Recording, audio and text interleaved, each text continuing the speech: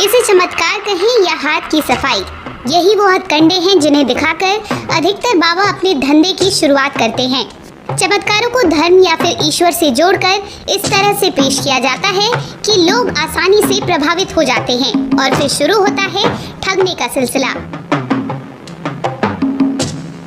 इन चमत्कारों को समझने के लिए एक्सपेरिमेंट और ऑब्जर्वेशन की जरूरत होती है, जिसे अगर एक बार समझ लिया जाए तो फिर इन चमत्कारों की पोल आसानी से खुल जाती है।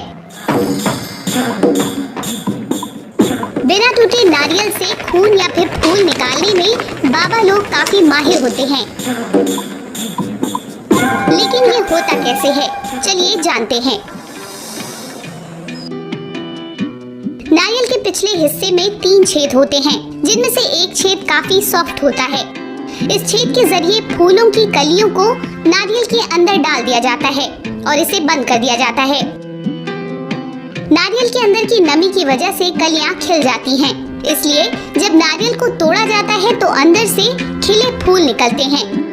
ठीक इसी तरह इंजेक्शन से नारियल का पानी बाहर निकाल लिया जाता है और उसमें रंग डाल दिया जाता है। बस फिर जैसे ही नारियल तोड़ा जाता है, अंदर से खून निकल आता है। कीलों के सेज पर सोए बाबा भी आपने कई बार देखे होंगे। उनका ये दावा होता है कि ऐसा वर्षों की तपस्या और योग से संभव हो पाता है। तो आपको बता दें, ऐसा बिल्कुल भी नहीं है।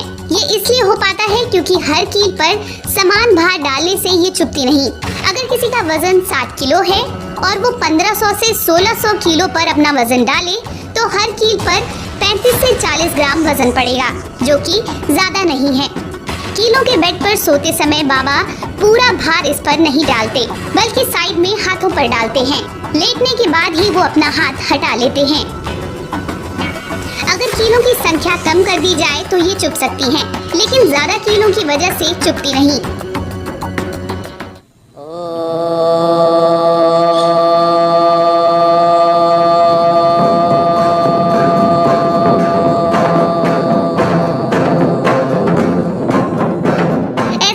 चमत्कार है बिना किसी सोर्स के हवन कुंड में आग लग जाना।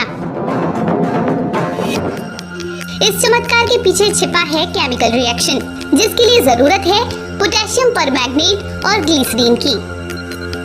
हवन कुंड में पोटेशियम परमैंगनेट को बारीक पीस कर इस्तेमाल किया जाता है और घी की जगह ग्लिसरीन डाला जाता है।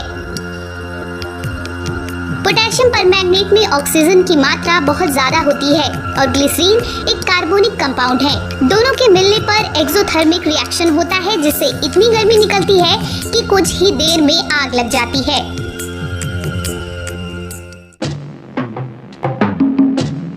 केमिकल रिएक्शन से ही जुड़ा एक और चमत्कार है, जिसमें बाबा के पैरों को दूध से धोया जाता है और फिर वो जिस जगह से गुजरते हैं वहाँ पैरों के लाल निशान पड़ जाते हैं।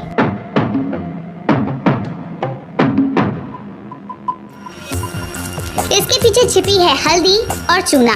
दरअसल जिस दूध से बाबा के पैर धोए जाते हैं वो चूने का पानी होता है और जिस कपड़े पर बाबा चलते हैं वो हल्दी में रंग कर सुखाया जा चुका होता है। जैसे ही बाबा जी कैल्शियम हाइड्रोक्साइड से भीगे पैरों से हल्दी वाले कपड़े पर चलना शुरू करते हैं, केमिकल रिएक्शन होता है और कपड़े पर रेडिश ब्राउन कलर का निशान बन जाता है।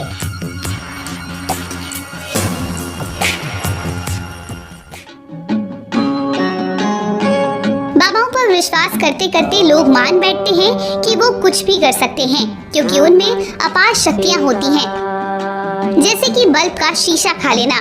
देखने में तो सच में ये किसी चमत्कार से कम नहीं, लेकिन इसका भी दौड़ है।